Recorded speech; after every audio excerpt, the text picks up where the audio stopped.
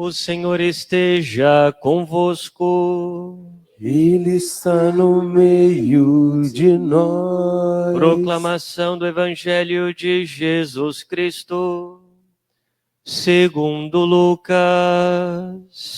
Glória a vós, Senhor.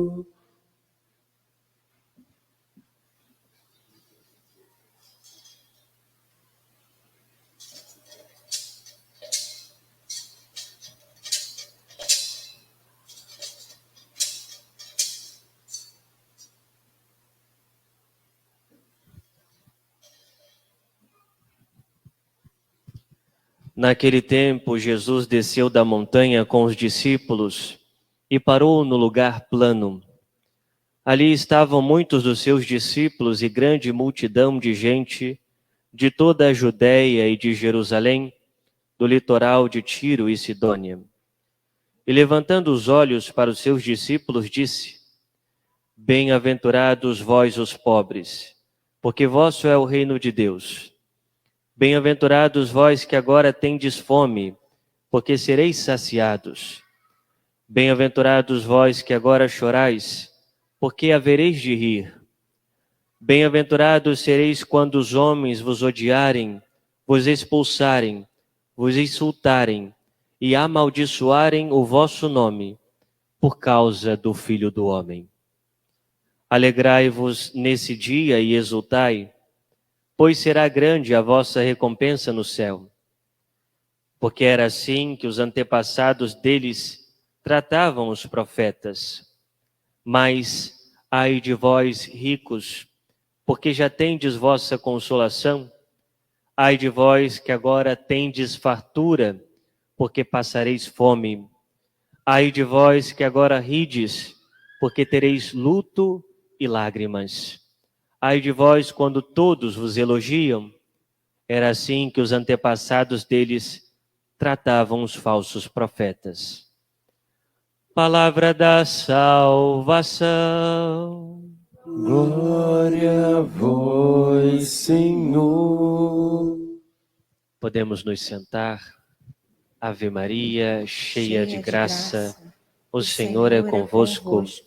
Bendita sois vós entre as mulheres, bendito é o fruto do vosso ventre, Jesus.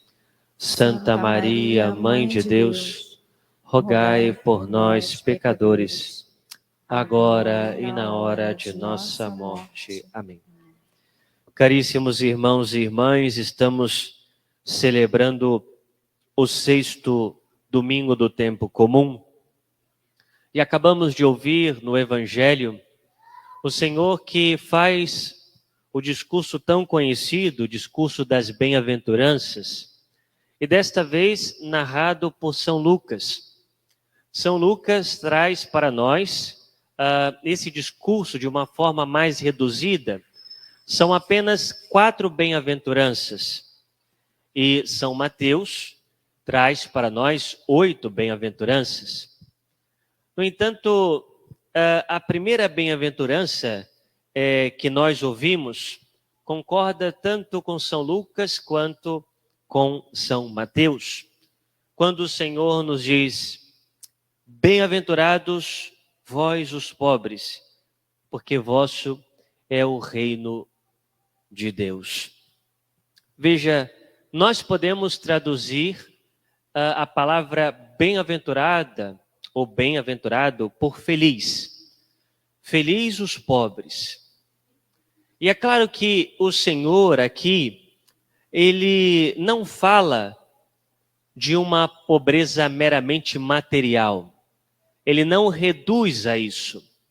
São Mateus, no seu discurso das bem-aventuranças, vai explicar de que pobreza nosso Senhor fala. Quando, então, o Senhor diz: bem-aventurados os pobres de espírito. Ou seja, nosso Senhor, ele fala de uma pobreza espiritual. E essa pobreza espiritual significa que o feliz, o bem-aventurado, é aquele que coloca a sua segurança em Deus, que sabe necessitar de Deus. que não pode confiar nas suas seguranças.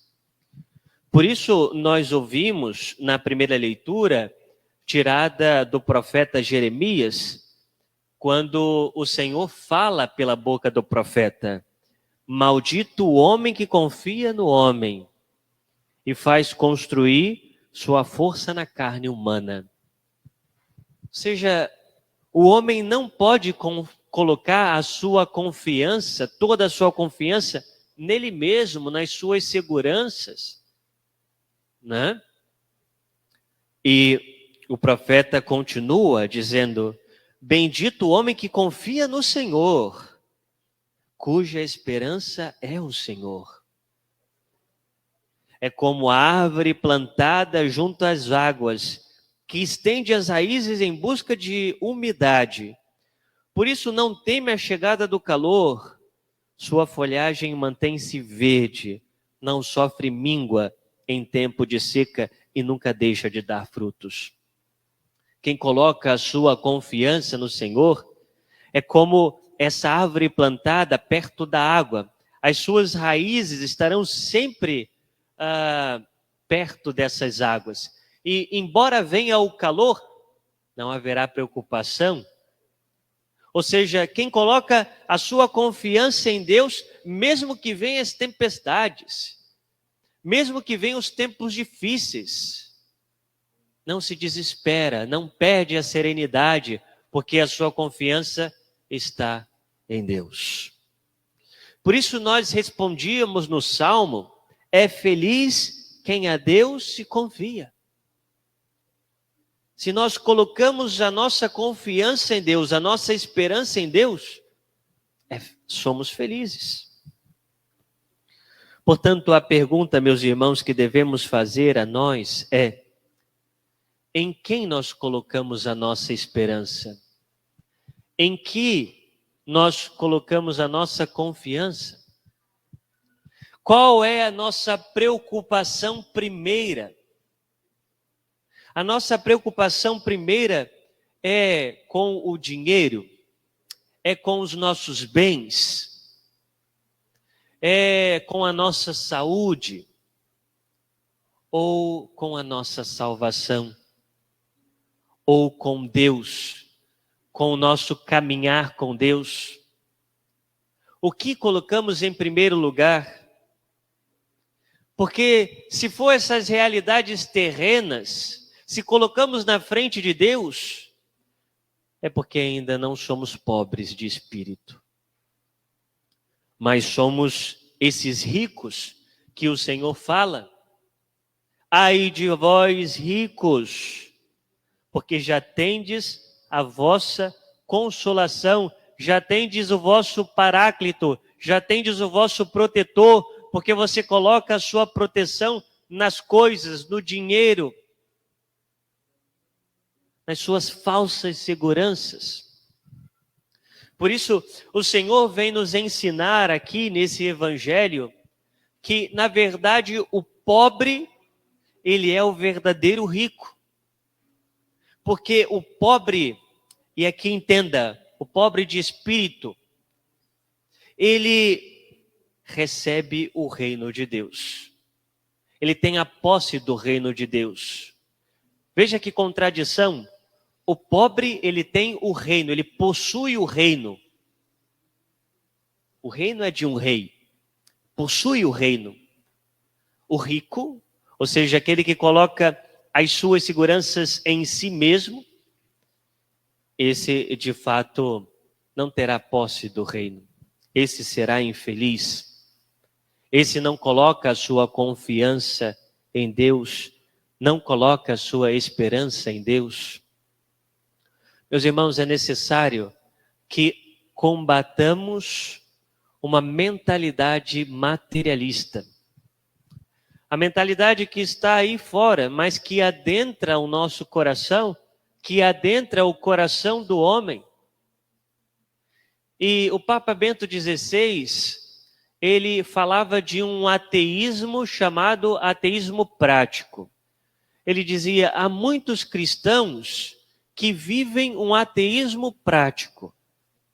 Ou seja, vivem como se Deus não existisse, vivem como se o céu não existisse, vivem como se a vida eterna não existisse. Nós olhamos a vida num panorama meramente horizontal, não conseguimos ter os nossos olhares no céu. Ou seja, nós somos alimentados por essa mentalidade materialista. E as nossas preocupações vão sendo, eu preciso ganhar dinheiro, eu preciso ter um lugar na sociedade, eu preciso educar os meus filhos para que eles possam ter uma boa profissão, eu preciso alcançar aquele bem, aquela casa, aquele carro, eu preciso ter isso, ter aquilo, eu preciso... E vamos esquecendo do principal, vamos esquecendo que estamos aqui caminhando para a vida eterna, que a nossa meta é o céu. É uma mentalidade materialista que vai adentrando o nosso coração. E veja, é uma mentalidade que está muito presente na questão do fechamento aos filhos. Quando vemos que muitos casais dizem que não querem ter filhos, não querem ter muitos filhos, não querem ter mais filhos, não querem ter apenas nem um filho, porque diz que é muito custoso, porque filho vai gerar muitos custos e vai fazer com que passemos por momentos difíceis. A criança vai ter que estudar numa escola pública, não vai ter plano de saúde. Mas, meus irmãos, nós não temos de forma nenhuma o direito de impedir que Deus traga uma vida a este mundo. E por isso a mentalidade dos contraceptivos.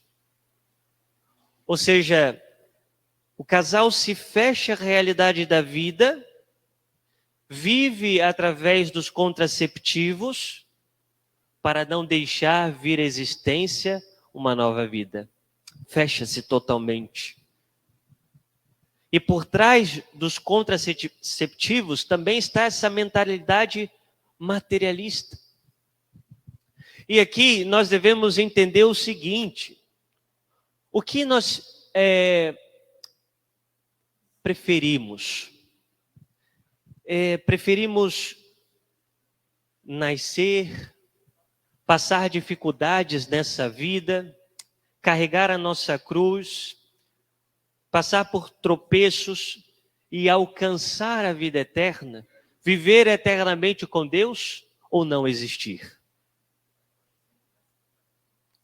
O existir, meus irmãos, é muito maior, é um bem milhares de vezes maior do que o não existir. Porque uma vez que nós somos criados para o céu, para a vida eterna. E vale muito mais existir do que não existir. Pensar que uma criança, não vale a pena uma criança vir a este mundo quando ela tiver que passar por dificuldades para enfrentar esse mundo. Veja, isso é uma mentalidade materialista. Porque nós devemos almejar o céu. Quando nós olhamos para as famílias de 50, 60, 100 anos atrás, naquele tempo não existia os contraceptivos e as famílias eram numerosas, passavam dificuldades, muitas delas.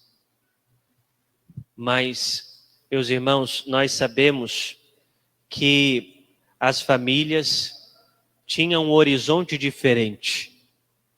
As famílias católicas, cristãs, porque sabiam que seus filhos nasciam para Deus, nasciam para o céu.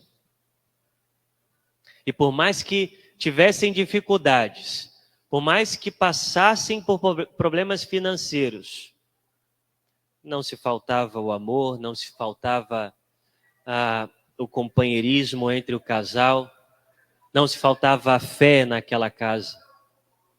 Mas hoje nós estamos mergulhados nessa mentalidade e nós queremos nos assegurar em nós mesmos e não colocar a confiança em Deus. O que vai ser de mim se eu tiver mais um filho?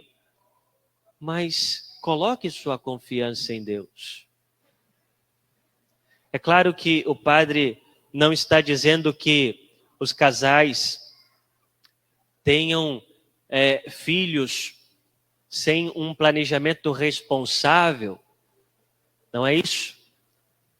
Mas nunca recorrer aos contraceptivos, às pílulas, a pílula do dia seguinte, ao DIU, a camisinha. A igreja nos ensina que o casal ele pode espaçar um tempo de um filho ao outro, ou espaçar de forma indeterminada, através de um método natural. E quando há uma situação grave na vida do casal. Que situação grave? Quando há uma questão de enfermidade grave, seja ela psicológica, seja ela física. Quando há uma questão grave financeira, né? Então o casal pode espaçar o tempo dos filhos de forma natural, nunca com o contraceptivo. E é necessário que nós católicos saibamos disso. Colocar a nossa confiança em Deus. Saber que nós caminhamos para o céu. E que gerar uma vida é gerar uma vida para Deus, gerar uma vida para o céu. Que nós nos coloquemos diante da Virgem Maria, da nossa mãe, ela que sempre confiou em Deus e colocou a sua vida nas mãos de Deus. Que ela nos ajude também a sermos pobres, isto é, dependentes de Deus. Que coloquemos a nossa confiança e a nossa vida nas mãos dele. Louvado seja o nosso Senhor Jesus Cristo. Para sempre seja louvado.